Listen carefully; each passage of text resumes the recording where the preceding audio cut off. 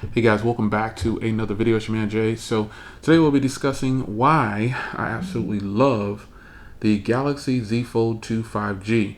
This device has been phenomenal to my surprise. So I'm going to cover all the reasons why I absolutely love this device. This is my week review. I've had this phone for a week. And I have definitely not put out as much content on the device as I want to, but I do have a few videos up, so be sure to check those out if you haven't already seen those prior to this video, or watch this and then go watch those videos. So I like this device. However, it does have one area where to me it really falls short of this device. And it's not going to be what you think, more than likely. If you follow me on social media, you already know what it is. So let's just say this device shocked me to start with compared to my experience with the original Fold.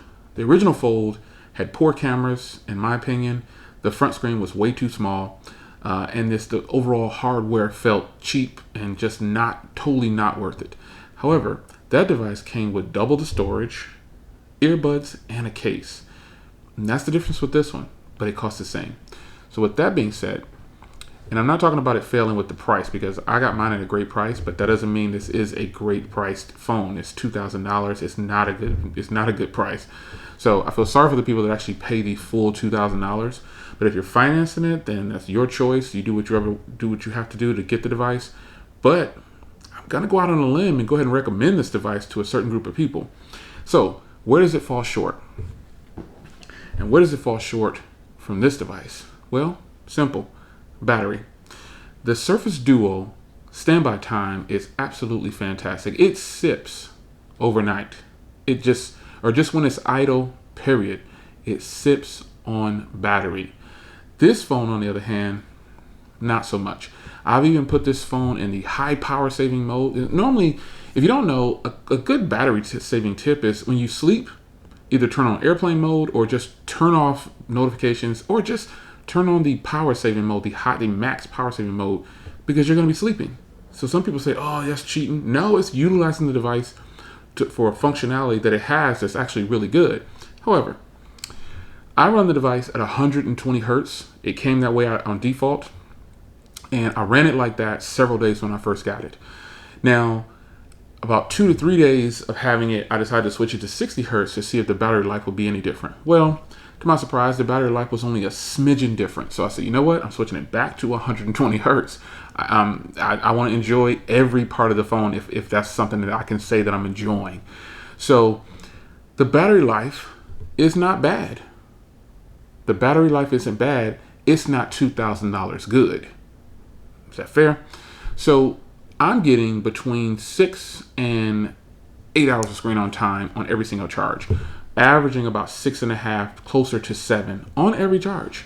However, the phone does not last off the charger nearly as long as this phone. This phone literally goes about 1.5 to 2 days on every single charge. And I'm getting the same type of usage, 6 to 8 hours of screen on time. So, and that phone also has a high resolution display. As a matter of fact, the resolution is higher than this phone. However, that phone is 60 hertz and there's no 120 hertz option. And they split the batteries in two. And this one actually has a smaller battery, 3570. And I think this is what, 4500? I think it's just that 120 hertz and Samsung's Touch UI or TouchWiz. People hate the TouchWiz thing. It's their optimization for their software. That's why this phone is probably not getting the best battery life, because I have the same apps installed on both. And I shouldn't say not getting the best battery life, not standby. I try to measure my devices on how long it's off the charger opposed to how much screen on time I'm getting. The screen on time is okay, I understand. That's how you measure your usage. But phones that can go 2 and 3 days, for me, they still only have, I think the most I've gotten out of a device, my Moto G Power upstairs, 17 hours, close to 3 days, a full 3 days, almost 72 hours of total usage and standby time. That's phenomenal. No phone has beat that. Next will be my LG V60 with, I think, 12 or 13. This device, on the other hand, while it is exhibiting flagship behavior with the 6 to 8 hours of screen on time, and the standby time is between 20 and 24 hours right now. But I've only had this device for a week, so I'm hoping that it improves. I'm hoping that it just gets better like every other device. And in all fairness, I've had this device for 3 weeks or something like that, almost 3 weeks. However long this has been out, that's how long I've had it. So, in all fairness, that device is really broken in, and my main SIM card was in this device. Now my main SIM card is in here, and my other SIM is in here. These are getting used side by side. Phone calls, emails, text, web browsing. They're getting used the same. So that is the only downside that I could find with the Galaxy Z Fold 2. So Samsung fans, you can rejoice if you needed somebody else to cheer for you, I guess. I don't know. But I don't base my opinion on brand. I just feel like if this was the Surface Duo, my experience would be the same. You see what I'm saying? So, but I gotta admit, Samsung has a winner. Now, there's a whole bunch to cover on this device, and I can't get it all in this video. But this, I'll try to keep this discussion under 30 minutes. Is that cool? But one area where this phone shines and has really won me over is this. That right there. Not the rotating of the display, the 25:8 or 25:9 aspect ratio. That is absolutely incredible. I love this long body. And that's thanks in part to Sony. So people who didn't like the Sony devices, you probably really, don't like this. You won't like this form factor. I, on the other hand, I personally love this form factor. And compared to last year's Galaxy Fold, I can actually genuinely stay on this screen for a long time if I need to. It's a little cramped for texting and emailing, but it's definitely doable compared to the previous version. Previous version, garbage. Cameras were bad, and I think I said that right, so I won't go back into it again. But the previous version, I just was not impressed. I was not impressed. The cameras on that other one was horrible. And these cameras, since I'm going to touch on cameras for a second, maybe I'll throw some screenshots up. These cameras are great. Absolutely great. The exterior camera, the interior camera, and the rear cameras. 5 cameras on the, what's that guy, Lou? He does his thumbnails like this. 5 cameras on here, and they all work great. I am super happy to report that I like these cameras. I can shoot a vlog on this phone. I can shoot content for the channel. I can do whatever I want with these cameras. So cameras, check that off your list. Another area where I think this phone right here really helped me for media consumption, because this is more of a media consumption device, even though this one does it better. Technically, it's got more real estate to do media consumption. This one, I watch videos in 3 different ways. I actually utilize the tent mode, right? That's where you have it like this. I do it like that. And then I also watch it in like this mode with the little display turned on as well, facing me. And then I'll watch content with it sitting like this. Really enjoy that. I just think media consumption on the Z Fold 2 is absolutely great, man. It's just fantastic. Now, cameras, media consumption, form factor. This is another reason why I like this. Now, I told you about the front display and the, having the long body. But when you open this up, I've got the same size screen as an iPad mini, basically. And it's just slim bezels. That's it. I think that for those that are on the fence, I want to give a special shout out.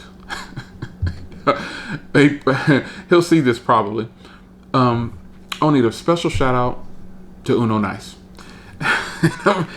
Uno Nice loves this device. Bars, I can't help it, folks. My old me comes out every now and then. But Uno Nice loves this device, and he got rid of it because of the price. Ooh. Shut up, Jay, shut up. But nonetheless, that might be the reason why several people actually get rid of this, and I'm not knocking. I understand. He actually said it multiple times. Jay, I love the device, but I just couldn't justify the price, and I just didn't use it enough to justify that price, and I get it. He also has, I think he has a Duo or he has a Note 20. I'm not sure, I forgot which one he has. Uno, tell me what you got down in the comments, buddy.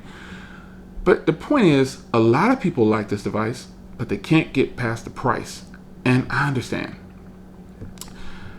Having a tablet when I want to, and then a phone when I want to, a phone that I enjoy holding, that's a plus for me. Editing on this big canvas, which I've done multiple times with the Power Director Pro, shout out to the Power Director Pro team, I like it. I like it. I like it a lot. It's just been a joy to use this Quad HD display. It's just Quad HD goodness. I can't even put it into words. If I was going to say, and one thing I want to show you, I want you to hear something. I want you to hear something here. Let's do this here. Stop making fun of me for putting on my glasses, because I know that's what y'all doing. Gigi, I can she the one that starts that, got everybody making fun of me because I can't see this. Check this out, son.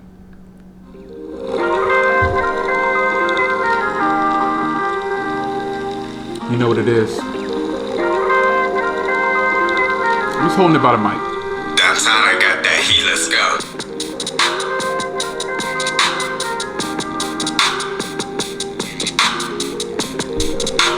Let me play another track here. I gotta play this one that I really like. Where is it at? Where is it at? Is it this one?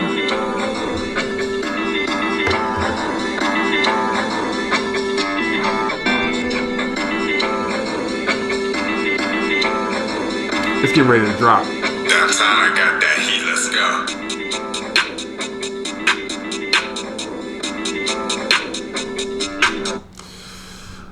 These stereo speakers, absolutely beast mode. And look, there's a speaker, if I can get it to focus. There's a speaker on this side, and there's a speaker on that side.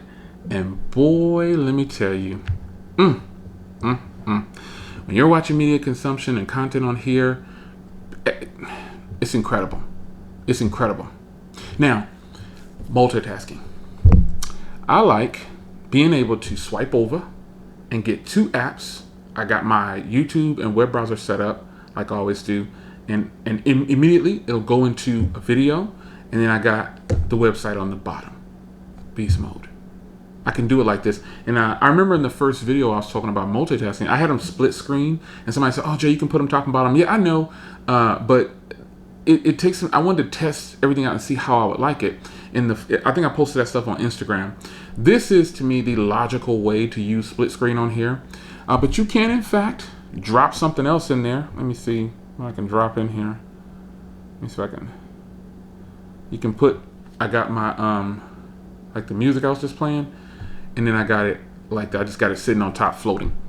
So there is multitasking, and then there's multitasking. So yes, I do like the multitasking on this device better than this device. I do like it. If I can get these big old devices up, I do like the multitasking on here better than here. Reason being is that I have two full freaking displays.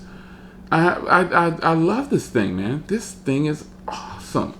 I got two full-size displays, but nonetheless, multitasking on the Galaxy Z Fold 2 isn't bad, but it's not Surface Duo good. Fair? Fair. So yeah, I can have multiple windows open. I could do a whole bunch of stuff on here. It's absolutely great. Now I installed Good Lock, so when I am doing something, when I have the web browser open or something like that, I got it set default to when I close it, everything goes to the outside display, like that. and that's just the way I like to have it. But I rarely am using the outside display, but that's just why I have that set up. And I really genuinely, it's not terrible. Like using this open like this, it's not like what you think. Big hands or not, I'm telling you, I'm 95% open like this probably. And I think you should be too if you have this device. So one shocker I'm getting ready to drop on you is, first of all, you guys know how much I paid.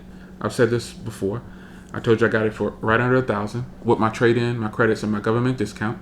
This and the leather case, I got that both of those for under $1,000. And I turned around and bought 2 or 3 more cases. But I want to talk about something that I did when I first got this device. Now, when I got this, I immediately, you know how you do a trade-in? I didn't know I would like this, but I did something out of character, and I sent my trade-in in as soon as this device hit my doorstep. I sent it in the same day. That way I knew that I couldn't have any kind of, I almost forced myself not to have buyer's remorse, and if I did, I would have to sell this device because I couldn't get my trade back. I don't know. I've never done a trade-in and asked for it back. But either way, I didn't want the Galaxy S20, and that's what I traded in. I just didn't really like that device too much. The cameras weren't good enough for me. I felt like my Note 10 Plus cameras were better. I was getting rid of the device regardless.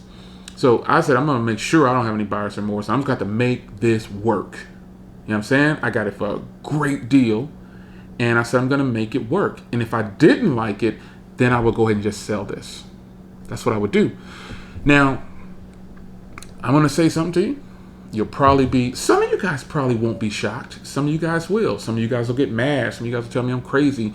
Reality is, my opinion, my experience, and seeing as though I have so many devices I get to play with and some of you guys don't, it's like a giant kid in a factory. You get to do whatever you want to do with all this tech stuff and then toss it afterwards or sell it or whatever. But here's my big announcement. This might shock a few people. My big announcement is I actually like this better than my Galaxy Note 20 Ultra. And I think it really plays on the form factor of this. It's so much easier on the hand when it's closed. And then when I want a big device, boom. And this isn't if I can get it to focus on, this isn't a thick device when it's open. It's not that thick. But this made me really like Samsung, like I did when I got my first Galaxy Note. Everybody knows, pause for a second, everybody knows what you did when you first got your Galaxy Note 1, the first one. My video is still up. It's going to stay up. All my reactions are genuine. All my reactions are real. I don't use a script. I do take notes, but I freestyle it every time. So everybody knows how they felt when they got their first Galaxy Note. That first one. Even if you didn't have the first one like us, and I say us because there's a lot of us that are still here that had bought the first Galaxy Note. Some people still have the Galaxy Note. You know who you are. That's the feeling. That is the feeling that I get when I open this device. It's just that shock and awe. It just stays, son. It is there, and I don't foresee it going away anytime soon. Reason being is because when I open this up, this is where, UPS, this is where I feel like I belong. Now I have an iPad Pro that I edit on, which is where this video will probably get edited on. I could actually edit it on here, but if I needed to, I've got an iPad Pro, I've got my Power Director Pro on the go right here, bar, stop it, J. I can do everything I need to do on this device USB on the go with the iPad Pro, no longer needed because I have Director Pro with this version. This is a tablet and a phone officially. Like this time around, I feel completely different about the Galaxy Fold. The Galaxy Note 10 Plus was my favorite device. I even gave it Phone of the Year, I think, last year. This device right here, to me, I know it doesn't have an IP rating. I know that it's got glass with plastic over it. But I don't care about that. It doesn't have an SD card. I didn't get any free earbuds. I didn't get a free case. User experience, though? Whew. Look, son. This is just a better experience to me than the Galaxy Note 20 could ever be. Bars, stop it. I'm about to drop the mic in a minute, son. Let me tell you something. Everyone is going to have their own opinion or their own experience about each device. Some people say I'm crazy for getting this phone. Oh, my bad. This device. Some people say I'm crazy for getting this, and then I wasted money, and that it's horrible, it's buggy, you shouldn't do that, you need to return it. Nope. Shh. Go take a time out. This joint right here is beast mode. The Surface Duo is one of the best. This is actually good innovation. And if I'm being 100 with you, the hinge on this is way better than the hinge on this. However, it takes more than having a good hinge in order to win me over. Right now, I'm walking around with 2 folding devices as my main devices and my Pixel 4a.